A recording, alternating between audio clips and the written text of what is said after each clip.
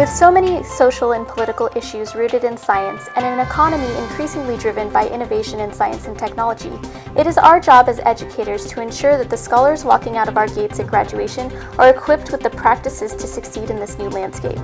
However, the data shows that U.S. schools are lagging behind and failing to educate citizens who will be prepared for a 21st century workforce.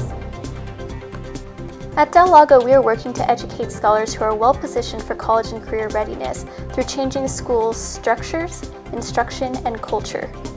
We stand by 4 core beliefs: personalization, authentic learning experiences, an ethic of excellence, and skilled professional teachers. The learning scholars engage in on a daily basis helps them generate a skill set that prepares them for college and careers. One of the most important programs we have associated with our school is our School to College and Career program. And this program was developed through the use of a community group and then also with an industry advisory board with professionals from a variety of different backgrounds, including biotech and medical and even business backgrounds that helped us really to come up with what they thought the best program would be for our scholars in order to give them real life experiences and help them connect their learning at school to what they'll actually be experiencing once they go on to college and into their careers. Our core beliefs leave Del Lago well positioned to execute a system like Competency X. Since opening in 2013, we have sought to create a culture of achievement through competency-based grading. Grades do not reflect how many assignments you complete, but instead are a summary of a scholar's skills and knowledge in a class. Scholars are given multiple opportunities for success as part of our Never Too Late to Learn pillar. Grades are not set in stone, and scholars are encouraged to continuously grow and improve on any given competency through feedback and revision in order to be the best. We make learning authentic and applicable through project-based learning and internships, and seek to equip our scholars with the skills necessary to be college and career ready. Development of Competency X is a natural next step for our young school. It will not only help us ensure that our graduates are ready for their internships and 21st century careers, but will help us improve our assessment practices throughout the school. While the focus on Competency X is currently on science and engineering practices, we intend to expand the platform of CompX to other disciplines based on their discipline-specific practices. Competency X is our vision to further the educational goals of Del Lago. We've taken the NGSS science and engineering practices and are developing a system to ensure our scholars are better prepared for the demands that will greet them in college and careers. When fully formed, we envision a system where scholars use multiple measures of evidence of their own learning to become certified in these essential practices. Del Lago has the support of the local biotech community through a highly involved industry advisory board. The involvement of industry partners gives the badges credibility and allows scholars to transition seamlessly from school to industry, effectively creating a talent pipeline from school to work. To generate the badging criteria, we have broken the science and engineering practices down into 3 essential categories: analysis, thinking like a scientist; experiments, being a scientist; and writing, communicating like a scientist. We are hoping to work in conjunction with consultants from biotech and education to develop criteria for each practice in which the scholar needs to show competency before earning the badge. Competency will be determined based on the evidence collected on formative assessments and in the portfolio.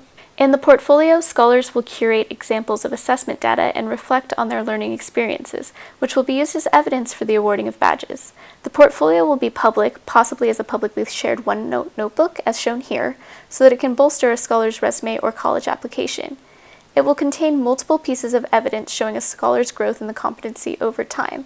This could be assessment results, lab data and calculations, experimental designs, videos, and more. Skills will be continuously learned and practiced through all 4 years of our scholars' high school science education, giving them ample opportunity to achieve competence.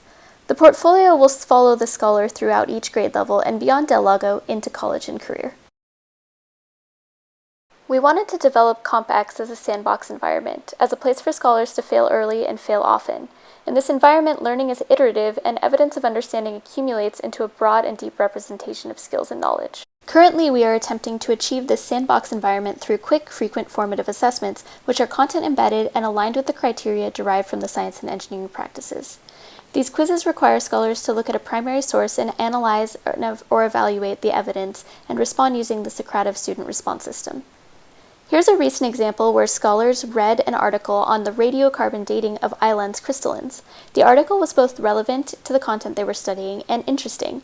It suggests that we can actually determine the age of certain cells in our body. We hope that these types of articles inspire nerdy delight and a passion for science in our scholars. Our scholars have a copy of the criteria for competency in their lab journal, which is what we are currently using as a portfolio. As they take the quiz, they track their progress in each learning criteria assessed with a highlighter. When they've cumulatively shown that they have met all criteria, they receive a sticker, our low-tech form of badges.